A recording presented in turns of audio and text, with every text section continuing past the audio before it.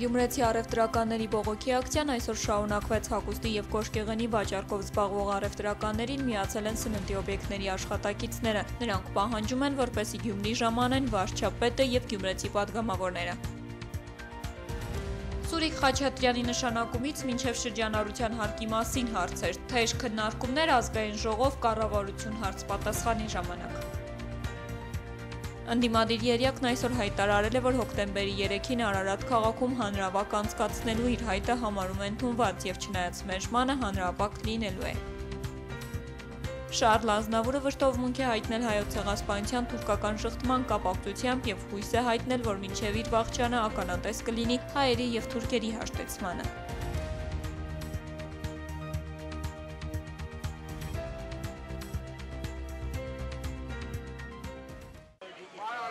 Գյումրու շուկային հարակից տարածքում այսօր շարունակվեց առևտրականների բողոքի ակցիան։ Նշենք, որ հագուստի ու կոշկեղենի վաճառքով զբաղվող առևտրականներին այսօր միացել էին սննդի օբյեկտների ու խանութների որոշ աշխատակիցներ, ինչպես նաև գյումրեցիներ, ովքեր պարզապես եկել էին աջակցելու առևտրականներին։ Հիշեցնենք, որ առևտրով զբաղվող քաղաքացիները դժգոհում են այսօրվանից ուժի մեջ մտնող շրջանառության հարկի մասին օրենքի փոփոխություններից, որով ըստ նրանց ավելի են դժվարացնում փոքր ու միջին գործարարությամբ զբաղվողների աշխատանքը։ Որպեսզի բողոքի իրենց ձայնն ավելի լսելի դարձնեին, առևտրականները կրկին փակել էին շուկայամերձ փողոցները։ Դիրացեք, մեր ոտքը դրեք հյուսիս, մեկը հարավ, մեկը արևելք, արևմուտք։ 4 հոգից երկերը ղեկավարը ու թքա ժողովրդի վրա։ Ժողովուրդով եք դուք մարդ, նախակա լսիր։ Ազգային ժողովի հանրապետական կուսակցության պատգամավորներ եղավ կես ժամ եք խոսան, հրավիրում են այստեղ։ Բոյկոտեցին նիստ։ Ապրել եք ուզում, կյանքը ուզում ենք հարատևել։ Միտքը դրեմ ես կյանքից, զրգեք կյանքից, մարդիկ կարող է հիասթափություն ապրին, այդքան հարգերի տակ մտել, այդքան տուգակների տակ, այդքան ծառաբերմարության տակ, մարդը չի կարող դիմանալ, վերջապես հուսահատվի գը։ Ուժի զորով չտանի ժողովրդին առաջ, ուժի զորով մեզի չխելը։ Հարկային միջոցները նաև ձեր աշխատավարձը։ Բողոքի ցույցի մասնակիցները պահանջում էին, որպեսզի Գյումրի ժամանեն Հայաստանի Հանրապետության վարչապետ Հովիկ Աբրահամյանն ու Շիրակի մարզից ընտրված պատգամավորները։ Եթե իրանք չեն բարեհաջում այստեղ, Գյումրեցոնց թասիբը բոլորը գիտեն, բոլորը։ Ուրեմն Շիրակի մարզը թող անջատեն Հայաստանի Հանրապետությունից։ Իսկականքսեմ, մենք մեր նալոգները տանին քաղաքապետարանին, մուզենք մեր քաղաքը բարգավաճ է։ Ընդհանրապես իրաց ընդունած օրենքներով չշարժվի Շիրակի մարզը։ Հələ Բորիս Ալեքսանովը կսեն հիվանդ է, չի կրնակա։ Հələ Սաղ Մինասյանին հələ կանչենք, Շիրակի մարզի, հանրապետականի, հա։ Ոտ կողմ ինչև 58 տաղամաս բոլոր խանութները փակել տանք, ժողովուրդը միանան մեզի, գնանք Երևան։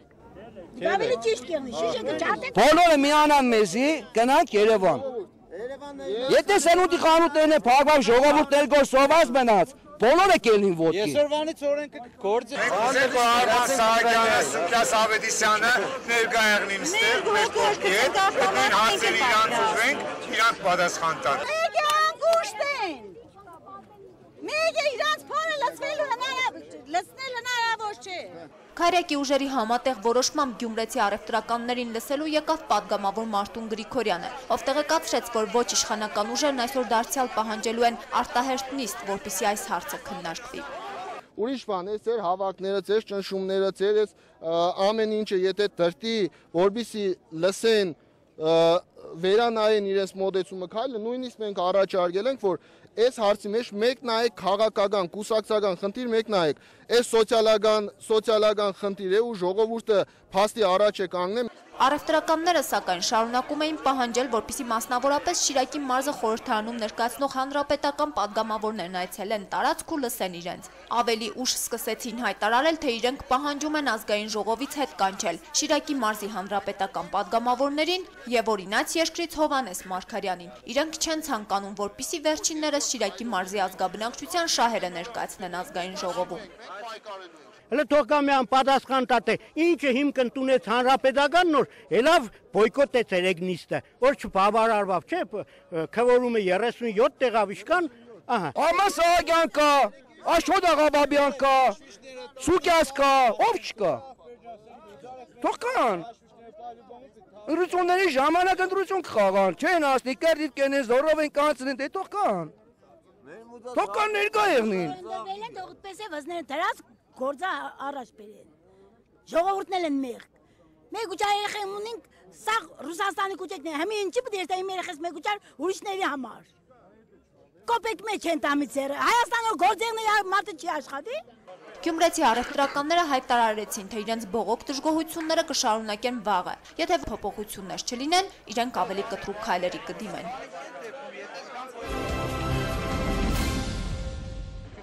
Շրջանառության հարկի մասին օրենքի շուրջ բարձրացված աղմուկը չի դադարում, տարբեր տոնավաճառների աշխատակիցներ հերթական բողոքի ակցիան են իրականացնում ազգային ժողովի շենքի դիմաց, հույս ունենալով պարզաբանումներ ստանալ գործադիրի անդամներից, ովքեր խորհրդարան էին ժամանում պատասխանելու падգամավորների հարցերին։ Կառավարության անդամները սակայն բողոքի ակցիայի մասնակիցներին այդպես էլ չմոտեցան։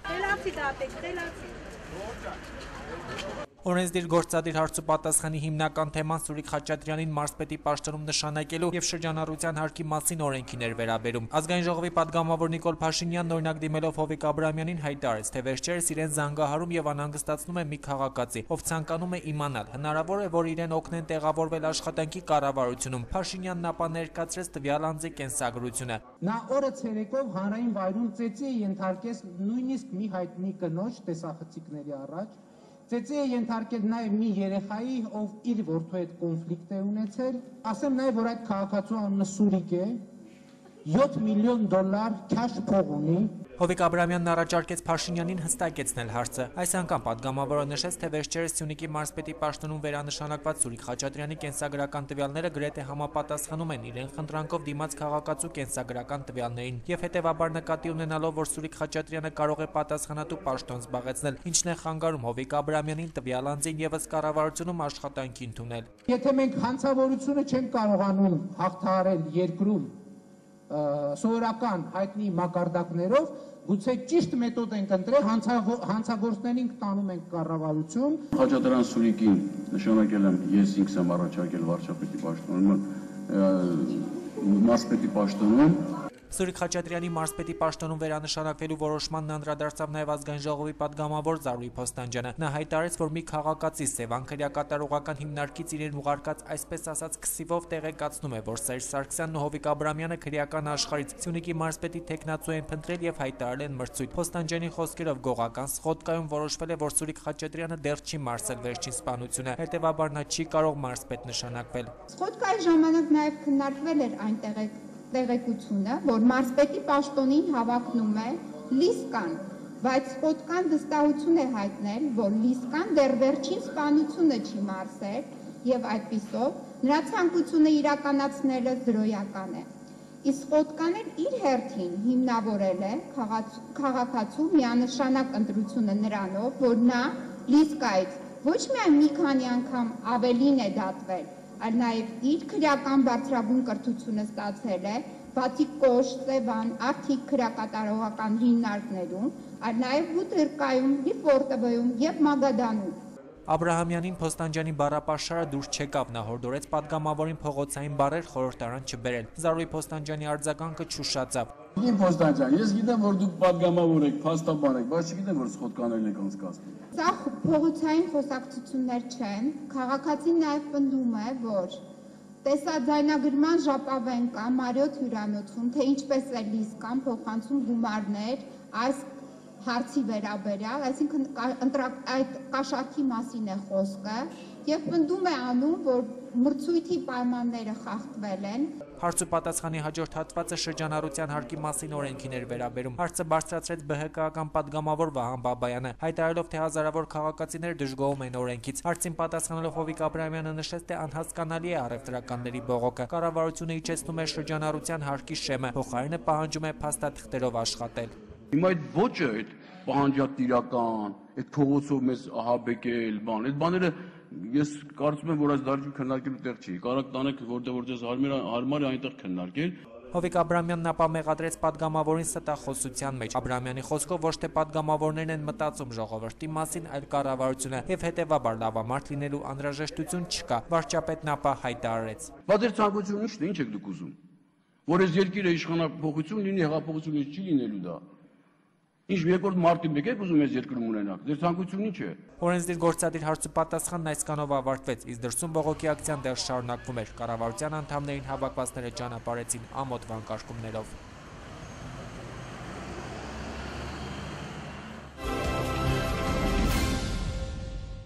Հոկտեմբերի 10-ի հանրապետական հանրահավաքին ընդառաջ խորհրդարանական ընդդիմադիր 3 ուժերը հանրահավաքներ են անցկացնում նաև երկրի մի շարք քաղաքներում։ Հանրահավաքների վերաբերյալ համապատասխան իրազեկումներն ի գիտություն են ընդունել բոլոր 8 քաղաքապետարանները, բացի Արարատի քաղաքապետից։ Վերջինս նախօրենքով սահմանված կարգով չի պատասխանել հանրահավաքի իրազեկման հայտ ներկայացնողներին, ապա մերժումը պատճառաբանել է օրենքով չնախատեսված հիմքերով։ Այս մասին ասվում է Երյակի տարածած հաղորդագրության մեջ։ Երյակ Արարատի քաղաքապետի գործողությունները բողոքարկել է դատարանում, սակայն հայցը չի բավարարվել իրազեկման հայտում առկա անճշտության պատճառաբանությամբ։ Երյակը հայտարարել է, որ չնայած մերժմանը հոկտեմբերի 3-ին Արարատ քաղաքում հանրահավաք անցկացնելու են։ Այսօր Հայաստանի Հանրապետության կենտրոն և Նորք Մարաշ վարչական շրջանների ընդհանուր իրավասության առաջին ատյանի դատարանում նախագահությամբ դատավոր Մարտիրոսյանի շարունակվել է Շանթ Հարությունյանի և մյուսների գործով դատաքննությունը։ Գործով ամբաստանյալ Ալեք Պողոսյանն իր պաշտպանության իրավունքն ապահովելու համար խնդրել է գործով ներգրավել պաշտպան։ Դատական նիստը հետաձգվել է միջնորդությունը բավարարելու համար։ Սույն գործով հաջորդ դատական նիստը նշանակվել է հոկտեմբերի 3-ին ժամը 12:00-ին։ Դատական նիստին զուգահեռ դատարանի շենքի դիմաց տեղի ունեցել բողոքի ակցիա։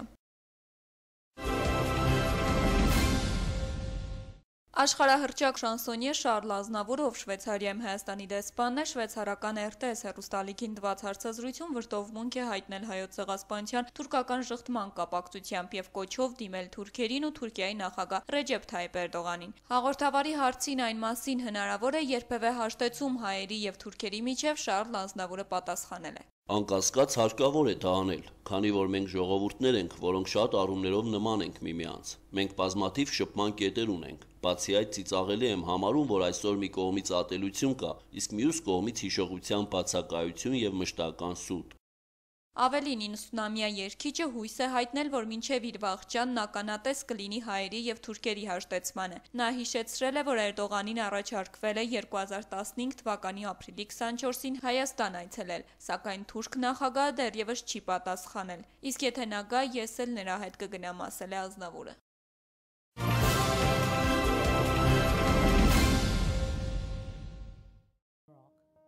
ՄԱԿ-ի Պարենի համաշխարհային ծրագիրը 2 ամսվա ընթացքում կարող է դադարեցնել սննդամթերքի մատակարարումը Սիրիա ֆինանսական միջոցների անբավարարության պատճառով։ Այս մասին տեղեկացրել է ՄԱԿ-ի գլխավոր քարտուղարի հումանիտար հարցերով տեղակալ Վալերի Ամոսը։ ՄԱԿ-ը եւ նրա գործընկերները ստիպված են եղել կրճատել օգնության ծավալները, առանց հավելյալ միջոցների Պարենի համաշխարհային ծրագիրը ստիպված կլինի ամբողջությամբ դադարեցնել իր գործունեությունը 2 ամսվա ընթացքում, ասել են նա ՄԱԿ-ի անվտանգության խորհրդում ամենամյա հաշվետվության ժամանակ։ ՄԱԿ-ի տվյալներով շտապ հումանիտար օգնության կարիք Սիրիայում ունի 11 միլիոն մարդ, որից 6.5 միլիոնը ներքին տեղահանվածներ են։ Եվս 3 միլիոն սիրիացի գրանցված է հարևան երկրներում որպես փախստական։